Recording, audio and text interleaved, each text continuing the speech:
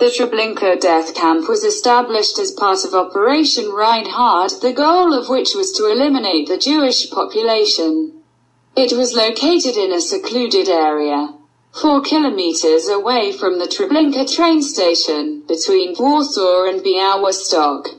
A penal camp for the Polish population, called Treblinka, already operated in the Kosov municipality in the Sokolo county in 1940. A year later it was transformed into a labor camp. The area right next to Treblinka was chosen for the mass extermination of Jewish men, women and children, and the newly established death camp was called Treblinka II. Work on its creation began between May and June 1942. It covered 20 hectares and was surrounded by a high barbed wire fence, threaded through with pine branches. To hide what was happening beyond the wire, the camp was operated by a command staff of 30 to 40 Germans and Austrians who were assisted by around 100 to 120 guards, mainly Ukrainians. Psychiatrist Friedebel became the first commandant of the camp, later followed by Franz Stangl. Kurt Franz was the deputy commandant. The first transport of prisoners arrived on the 23rd of July 1942, bringing Jews from the Warsaw ghetto. Jews were brought here mainly from the General Governorate, but also Białystok, the Theresienstadt ghetto and other ghettos in Czechoslovakia, Greece, Bulgaria, Yugoslavia, the USSR, as well as Germany and Austria. Romani and Sinti people from Poland and Germany were also brought here. The daily quota, initially set at 6,000 people, grew rapidly.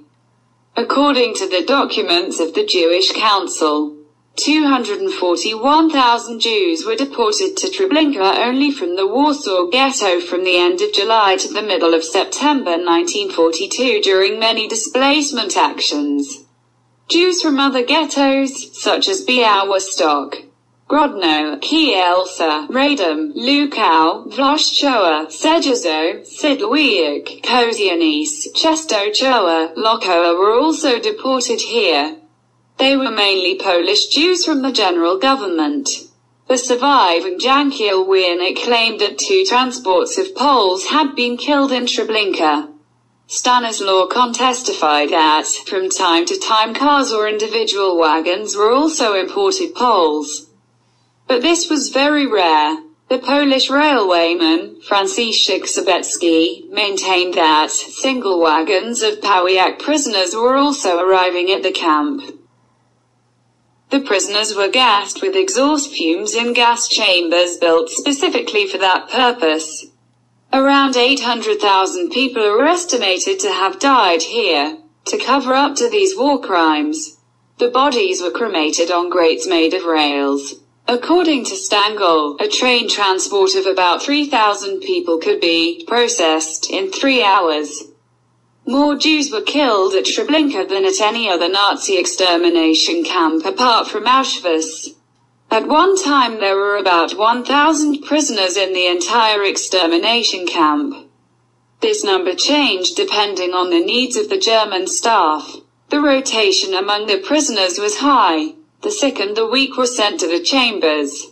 And in the place prisoners from the crowds of newcomers were selected. The prisoners in the camp knew that the only way out was an armed uprising, because then they would either die in battle or escape. On the 2nd of August 1943, an armed uprising broke out in the camp. As of the moment when the revolt began, there were 840 Jews in the Treblinka II camp. 400 prisoners managed to escape, 70 survived the war. After the uprising, the camp was slowly shut down. In November 1943, the camp's structures were dismantled. A farmhouse was built for a Ukrainian family. The ground was plowed and planted with lupine.